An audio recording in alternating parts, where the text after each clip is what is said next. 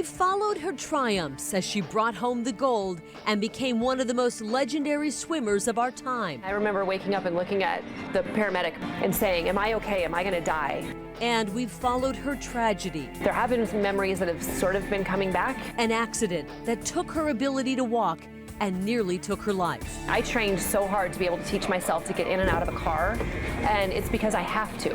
Lift! Tonight, Amy Van Dyken takes us along for the ride. And then pop the other wheel off. I guess people, it's weird, call me an inspiration. Spreading inspiration and facing her new challenges like a champ. When you see someone in a wheelchair, I want everyone to realize they've trained like an Olympian. Welcome. It has been 5.5 months since the ATV accident. 5.5 months since everything changed for the 6-time gold medalist Amy Van Dyken. You know, she's worked like the Olympian that she is to regain her independence. And just recently, she took a really big step, moving from these set of wheels to this one, her Camaro. She is one of the finest athletes of our time, and she is facing this most difficult challenge like a champion. Welcome to Amy's Camaro SS. The SS stands for super sexy, according to her, and it is her pride and joy. And being able to drive it again is a big deal. Oh, good, my purse is there. Thank goodness. How hard was it to kind of get this whole thing down? You know, the hardest part is just realizing that you can actually do it, you know, and that it's not really as hard as you think. You know, this just takes a lot of practice, and I've done a lot of practice with it.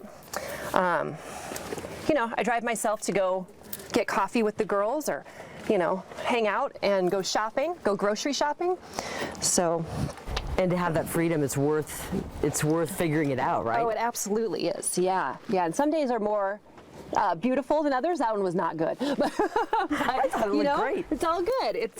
And then you just bring your feet across. And the thing that's cool is I have a pedal or a guard here so that I can't accidentally hit the pedals. Right, okay. Because, you know, if I have a spasm or my legs are so long that I can accidentally hit a pedal, and then we're all in trouble. Right.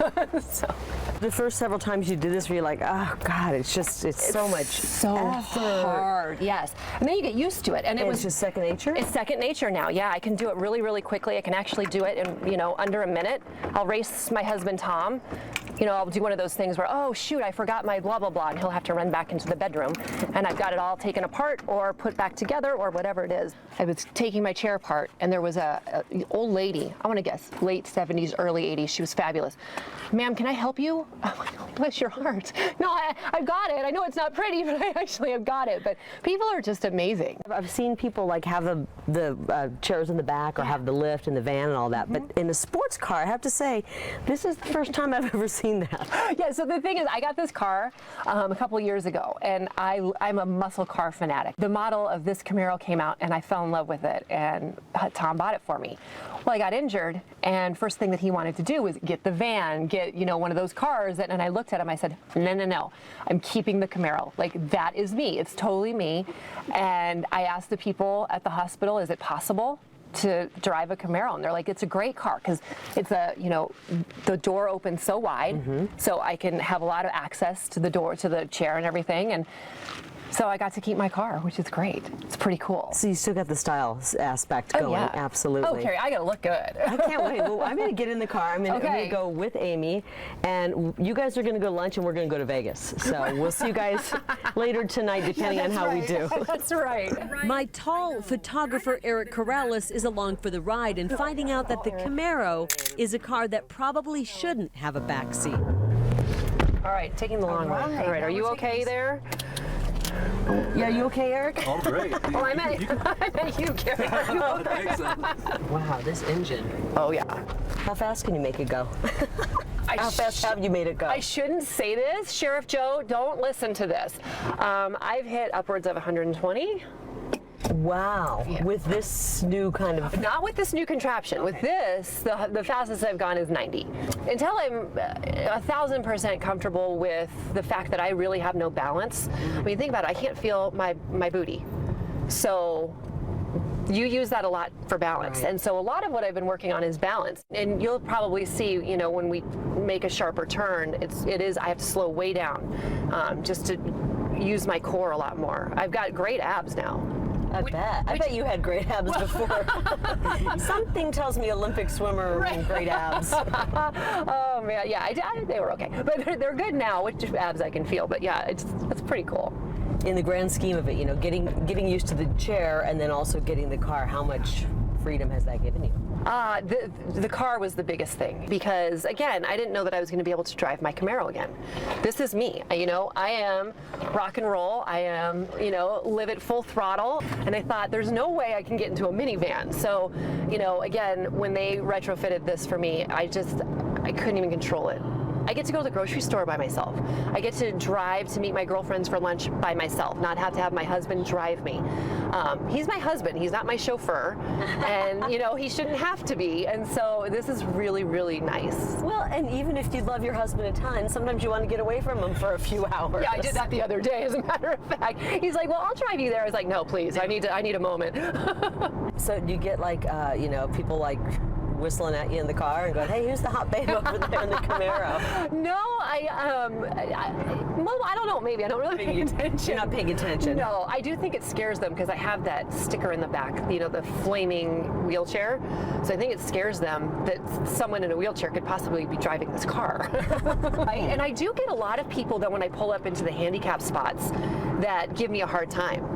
You shouldn't be in this spot, and how dare you? And then I start pulling the wheelchair out, and they're like, I'm so sorry. Oh my gosh, really? Yeah, because they don't think that someone who is quote unquote handicapped should have a fun car, right? You don't see it. You don't see it. No. But now after Amy Van Dyken comes on the scene, maybe we're going to start seeing more of this. Hopefully you will, because it's a lot of fun. And just because you're handicapped doesn't mean you can't still have a really good time with things, you know? You can see there's different buttons here, and I can actually get it so that I have a horn, you know, and I can have my turn signals.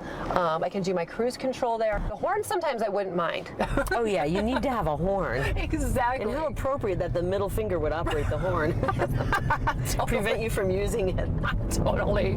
She wants to put her personality to use and get back to work. I would love to get back on the air. Love it. So you want to do radio, TV, something like that? I would love to. It's just, well, you know, it's just fun. You get to meet so many fun people. You get to do so many great things. And the thing with radio that I loved is I could really upset people by saying something very simple, and it would create a whole new show. So I really, really liked it. Amy's apology show. Yeah, exactly. And here we go. Our spin is over and we land for lunch. This is one of my faves. Are you ready to get out, Eric? Yeah. Eric's like, get me out of here. And something interesting is, where do you put your purse? I've got little hooks, and I actually put it on the back. You are a resourceful woman. You've got to be. So you lock the chair down. Yep, so it doesn't move on me.